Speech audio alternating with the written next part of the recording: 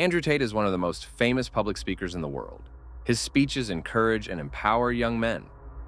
However, are several critiques of his beliefs, the way he promotes them, his businesses, and how his beliefs encourage his fans.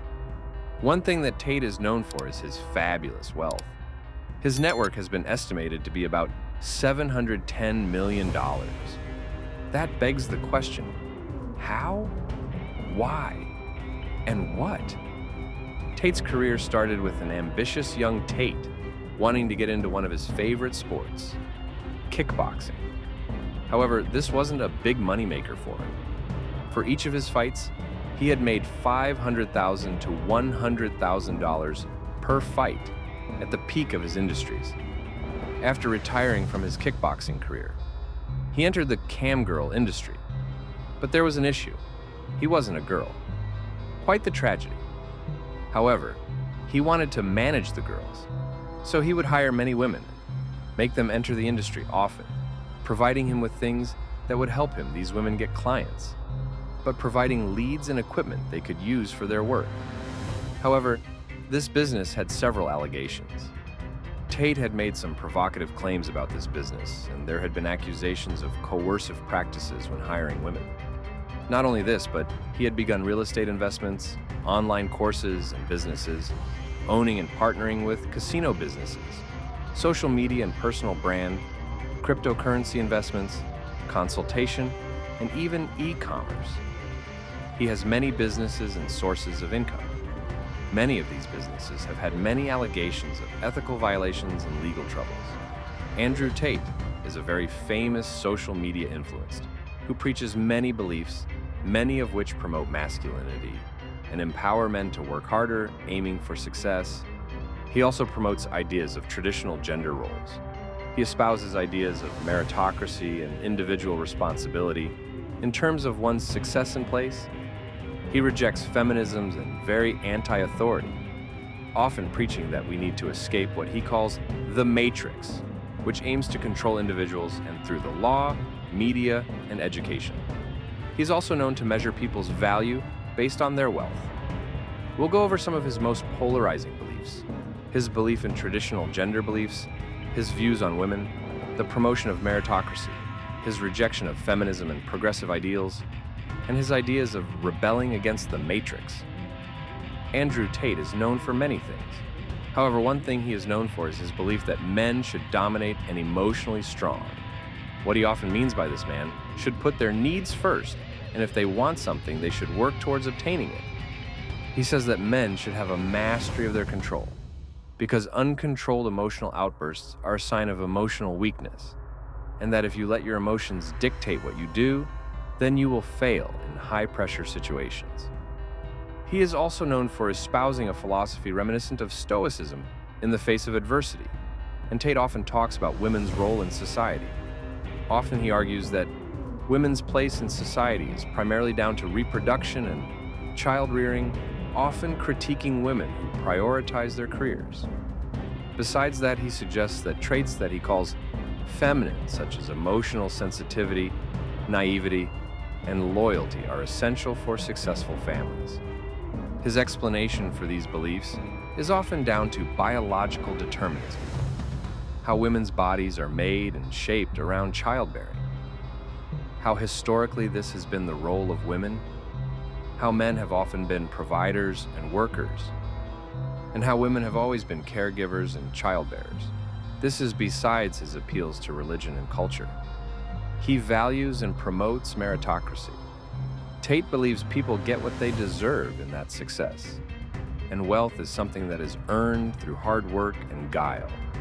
How dedication to one's goals is key to success. However, he also espouses that there are no excuses for not being successful. If you are unsuccessful, you are not working hard enough or applying your abilities effectively. Because of this, he has no empathy for the poor and believes in the rejection of victimhood as a mentality. He also believes that the universe is inherently meritocratic, and the idea that hard work will be rewarded regardless, and that if you are not wealthy, it is your fault. Besides all of that, he believes we live in a matrix, wherein the government, society, education, and media He believes the matrix is something that forces itself on us and forces itself on and controls what we do and what we believe. The concept of a matrix is based on the idea of an authoritarian virtual world run, where people live fake lives from the titular The Matrix. He often positions himself that is trying to pull people out of the matrix, a truth teller, if you will. Critiques claim that his beliefs promote toxic masculinity with ideas of dominance, aggression, and material success being so heavily emphasized. The reason for this is that his rhetoric often dismisses the emotions and vulnerability in men, and his critiques often say his ideas that men should avoid expressing their emotions and holding in their negative feelings as a matter of mastering their emotions. This is something that many mental health professionals discourage because it can cause people's emotional outbursts to become even more intense. His views on relationships are often criticized for portraying women as accessories. This is clear in his ideas that men having multiple partners, while discouraging women from similar behavior, had been criticized for being hypocritical and misogynistic. With his ideas on the role of women in society and the regression of feminism. In his own beliefs, he says that women should be mothers and often downplays the place women play in society. Many say that this can be harmful and spread misogynistic ideals inherent in many traditional beliefs and lifestyles. His deterministic ideas that women should be mothers because of biology and history are also called into question.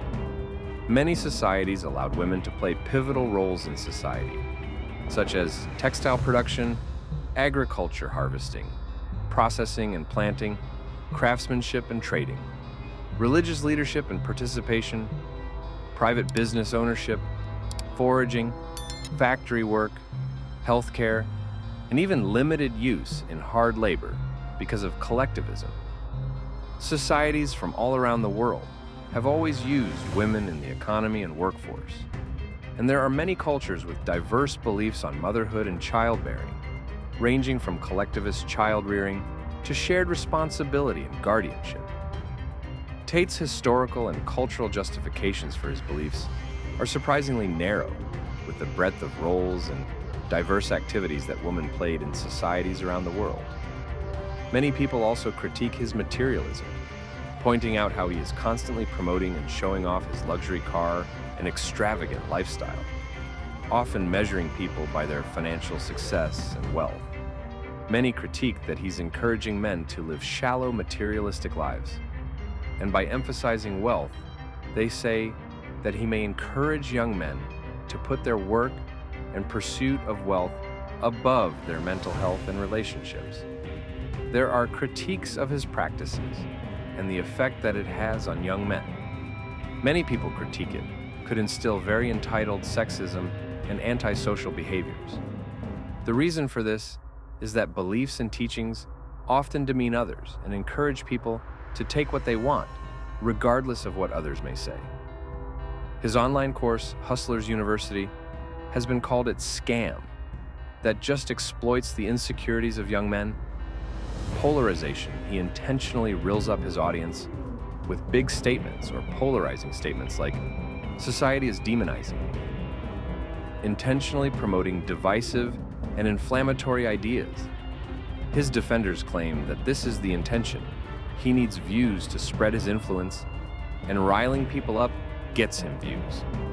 Critics claim Tate's rhetoric creates an us versus them mindset, fostering unnecessary hostility between genders and other societal groups. This is clear by his negative comments about women and members of the LGBTQ+ community. He had been to prison for sexually trafficking women, Romania. His view that life is purely a meritocracy dismisses systemic barriers and inequalities, which critics argue oversimplifies complex societal dynamics. By attributing success or failure entirely to individual effort, he alienates those dealing with systemic challenges beyond their control. When combined with the genetic determinism believes that he promotes, can cause a pipeline for racism and sexism. Andrew Tate's influence on society is best understood through the lens of his fans, those who see him as a beacon of hope and empowerment. For many, he embodies a figure of resilience, discipline, and defiance, offering direction in a world they perceive as increasingly complex and hostile to traditional masculinity. These followers often credit him with helping them build confidence, financial independence, and a sense of purpose. Yet, his detractors point to the same fan base as evidence of potential harm. They argue some followers adopt his rhetoric uncritically, embracing a worldview that may promote division, entitlement, or rejection of empathy and equality. Critics worry his teachings might cultivate a generation resistant to constructive discourse, perpetuating a polarizing us versus them mentality. Ultimately, whether Andrew Tate is a savior or a danger may hinge on the lasting impact on his philosophy has on those who embrace it.